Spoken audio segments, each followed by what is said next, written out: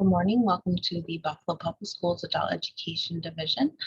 Today I'm going to show you how to create a GED account in the GED portal. Share my screen. First, what you would do is you go to GED.com. This is their main website. There's lots of information that you would find here, as well as logging in and signing up for an account. There's information about the test subjects, price, state rules. This is their general website, so this incorporates all states that participate in the GED. Test scores, you can find your test scores here, how to schedule online testing. There's tons of study materials located on this website. They're both fee-based resources as well as lots of free resources. And I'm going to have a GED instructor, Brian, go through this with you a little later. You'll also be able to find your transcripts, and there's this great blog. If you have time, go through this blog because people post a lot of great questions, and there's a lot of great strategies and tips and people that have passed the GED, and it's really very helpful. So first, what we're going to do is we're going to go to sign up.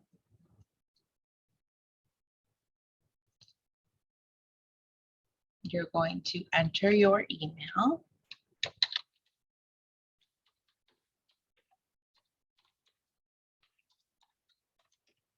And a password that you can remember. It'll tell you over here if you have all of the characters, letters, and numbers that are valid. You're going to click sign up. Now you're going to go on to enter your personal information. So put your name.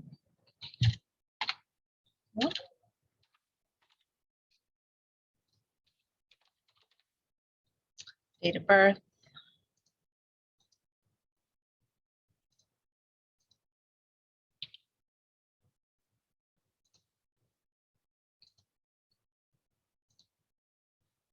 Your correct mailing address.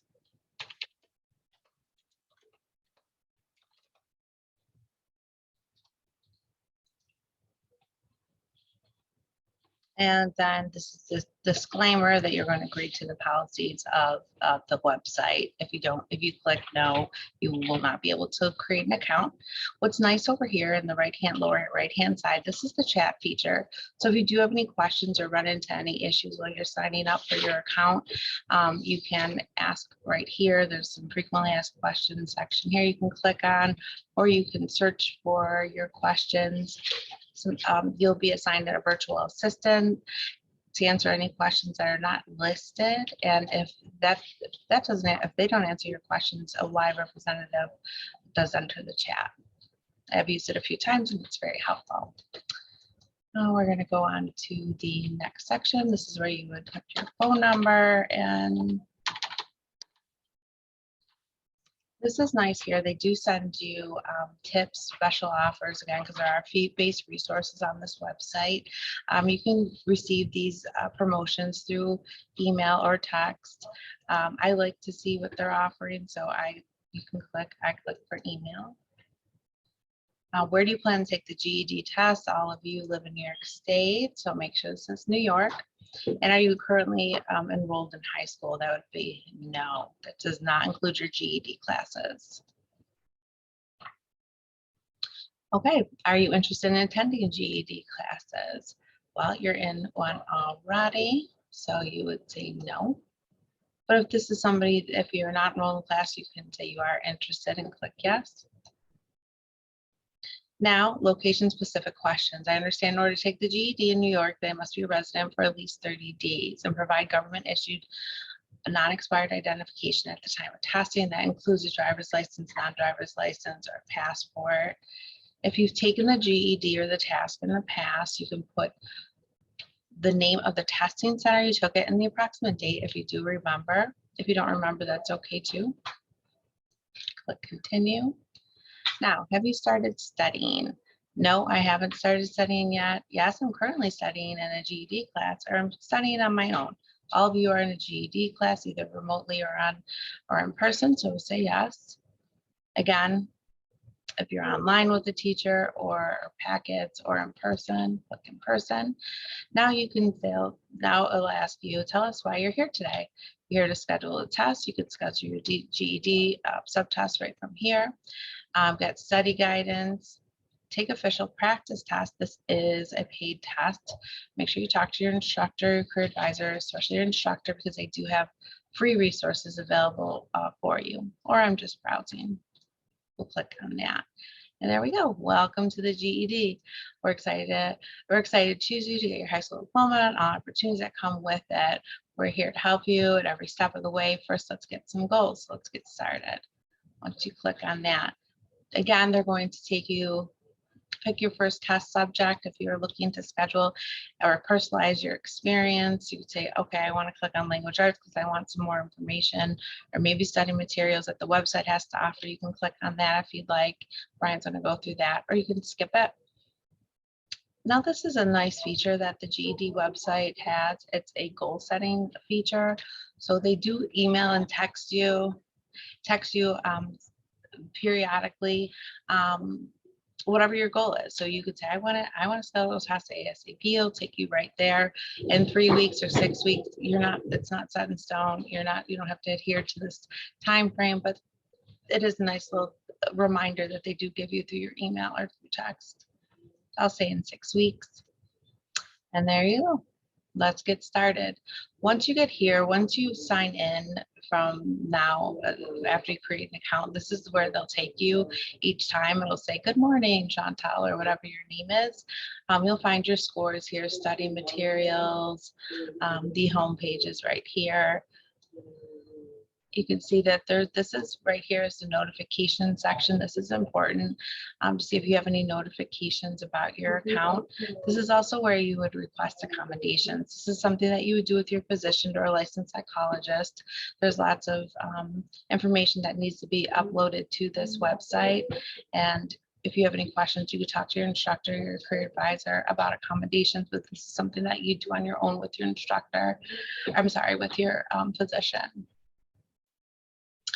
Profile alerts is important. Look for that. Your appointments, any appointments for your testing subtests.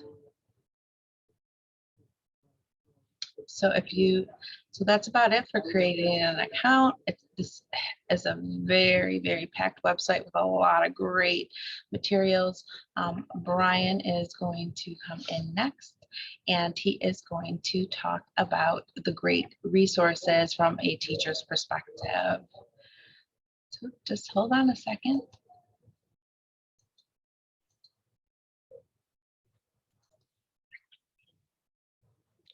Hello, I'm Brian. I'm an instructor. I'm going to show you how to access some of the free resources on here to help you prepare for the exam. So as you notice, we're back at the home screen. If you go to study, there's a few things in here. You can go to preview the test. This is very important if you're taking the computer-based test, because this gives you some practice tests that'll show you what the computer-based operating system looks like. Set terms. And this looks exactly like what the test is going to look like when you get there. So this will help you kind of prepare for how to go to next, how to fill in, like these are called hotspot questions, how to actually click on the graph. So doing this and getting some exposure to this will help you, cut down on the precious time when you're not trying to figure out how to answer these. You'll have some experience. Here's the formula sheet, calculator reference sheet. You can flag this for review if you want to come back and take a look at the question later. It tells you that this is question 5 out of 10. How to get the calculator if you're using the online calculator. There's also a calculator tutorial that I'll show you as well. But knowing where to find these things quickly when you're in the test, it's going to help you save some time. Let's go back to, so they have language arts, social studies, science, math, computer test tutorials. There's another tutorial here on how to take the computer test. Let's go back to study. So go to study materials. You can preview each subtest of the exam. Go to language arts. Tells you how long the test is, how many parts, what topics, that it's free.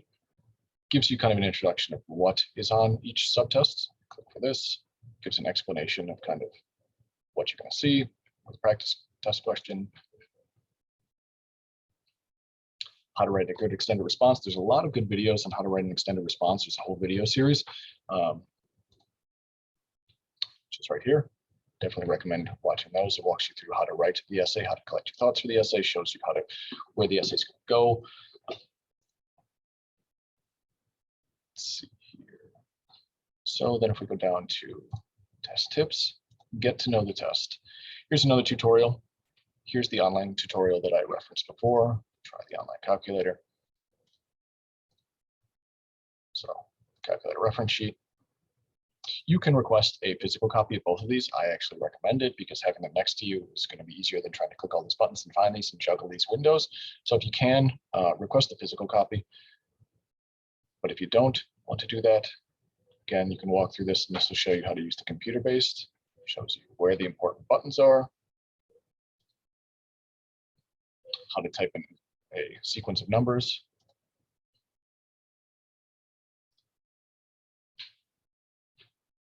So definitely take some time, get yourself used to this. It will save you time and familiarity will help when it counts.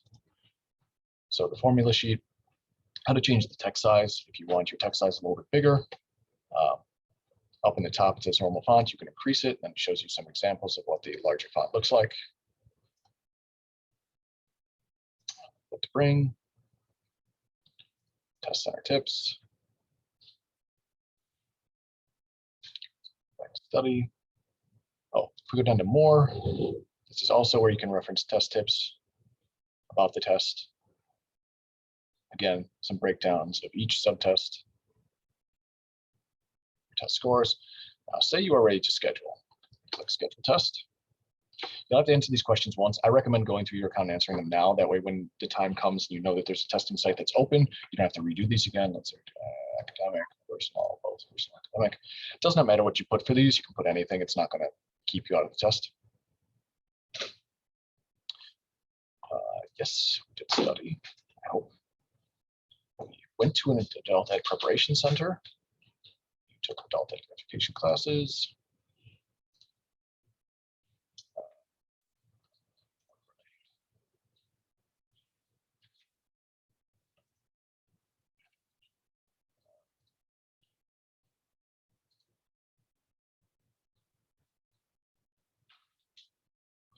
Some of this stuff is optional, so don't feel like you have to put this stuff in if you don't feel comfortable doing it.